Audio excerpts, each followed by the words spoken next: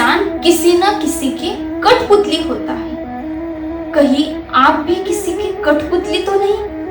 आइए समझते हैं इस वीडियो में। महाभारत में बदला लेना था शकुनी को, क्योंकि उनकी बहन गांधारी का विवाह अंधे धृतराष्ट्र से हुआ था, वो भी धोखे से।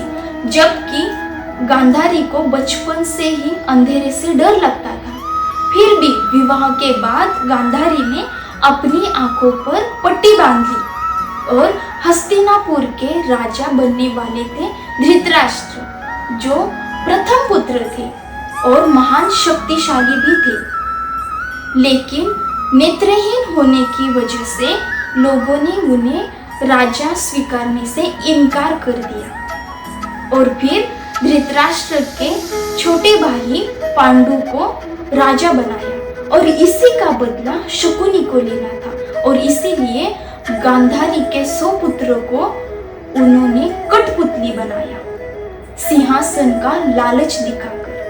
और जब कौरवों को लगा, मतलब जब 100 पुत्रों को लगा कि हम पांडवों को नहीं हरा सकते, हम उनसे नहीं जीत सकते, तब कर्ण से मित्रता की, क्योंकि कर्ण के पास कवच और कुंडल थे। जब तक उनके शरीर पर कवच और कुंडल धारण किए गए थे, तब तक उन्हें कोई भी हरा नहीं सकता था। और एक दिन इंद्र ने दान में कवच और कुंडल मांगे कर्ण से। तब कर्ण ने बिना विचार किए, बिना सोचे समझे दान में अपने कवच और कुंडल निकाल कर दे दिए। इसीलिए कर्ण को सबसे बड़ा दानवीर भी माना जाता है। और जब ये बात दुर्योधन को पता चली, तब उन्हें लगा अब हम हार जाएंगे और युद्ध क्षेत्र में कर्ण की दर्दनाक मौत भी होती है, क्योंकि कर्ण ने अधर्म का साथ दिया होता है, अधर्म का। और युद्ध में सारे सैनिक भी मारे जाते हैं। तब सूर्यास्त हो जाता है और दुर्योधन बच जाता है।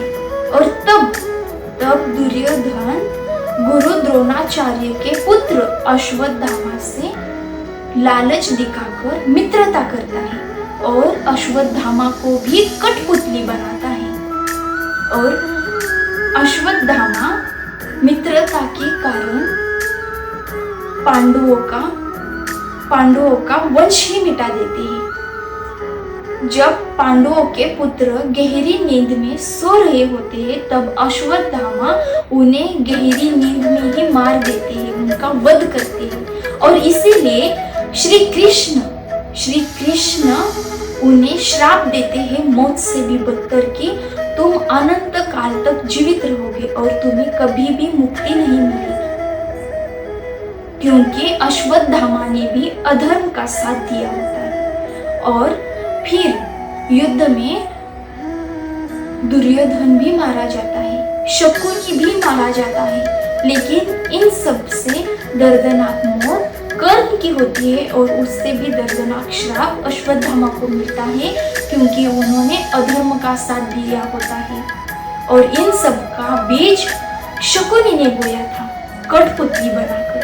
इसीलिए कभी भी किसी की कठपुतली नहीं बनना। सोचो, विचार करो कि तुम भी किसी की कठपुतली तो नहीं। अगर किसी की कठपुतली नहीं बनना है, तो कोई भी कार्य करना हो तो वो कार्य धर्मयुक्त हो।